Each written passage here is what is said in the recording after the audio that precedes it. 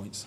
Did you have to have some tough words at half-time after the first half, or what did you try? A little bit. No, we adjusted a couple of things. Liverpool can force you back. Obviously, we all know that here at Anfield anyway. I thought we started the game first 10-15 minutes, not too bad.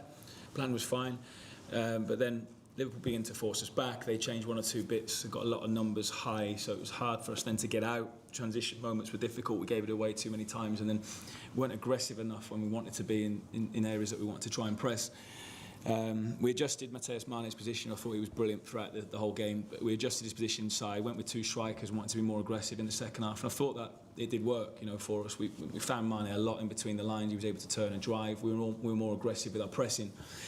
So it was a good adjustment, and it gave us a fresh impetus. We could be more aggressive on the outsides then with the wing backs jumping, and then we said if we get the next goal, then it is game on, and it was.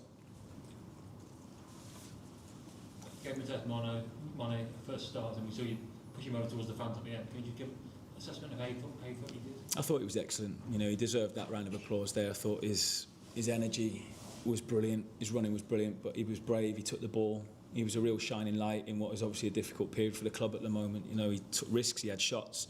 He dribbled. He turned and played forward. But not only that, he showed just real desire to run and fight as well. So everything that you'd want in a young footballer, he showed that today. Just on Diogo Jota, can you tell us about the gesture last night of coming down low injuries, and then what you thought of today during the game? Yeah, I thought it was a real poignant moment and really emotional for a few of one or two of our staff and players as well that knew him really well.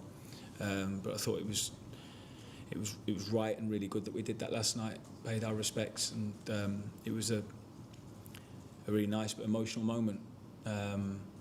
And obviously again with his family here today, again it would have been really emotional, but for two clubs that he represented so well and gave so much to, I think it was look, both clubs, Liverpool are obviously a very classy football club as well, and they always respect their players, and showed it was a real nice moment that today.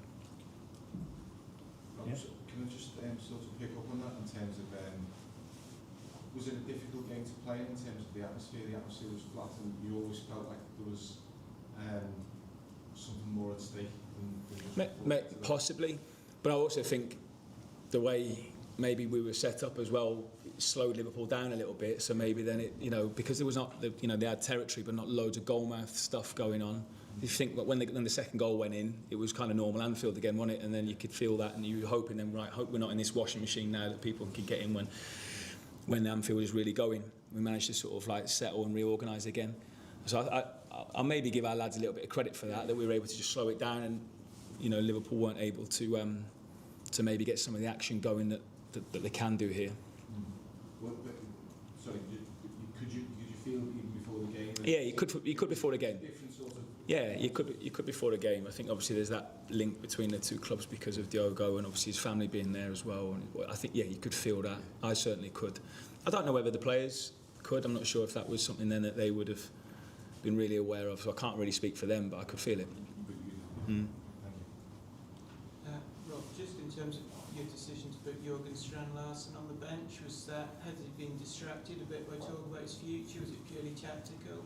I don't think it was anything to do with, Jørgen's a good footballer, and with the situation that we're in at the moment, there's going to be talk about some of our players. That's obvious.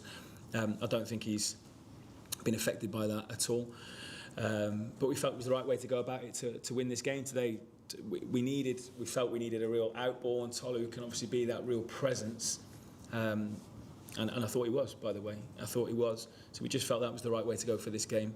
Jørgen's been working extremely hard. He's been a real good voice in the dressing room. He's been excellent in many ways, but maybe taking him out might be the right thing for a game. So I thought his reaction was very good when he came on. So and it's a squad game. We have to make difficult decisions. I suppose in the 7 games that I've been here, I've tried quite a lot now. We've changed the number, trying to, we've seen a lot of the lads. So, but yeah, he was fine. But it was just the decision we made for today. Okay, so move to a preview.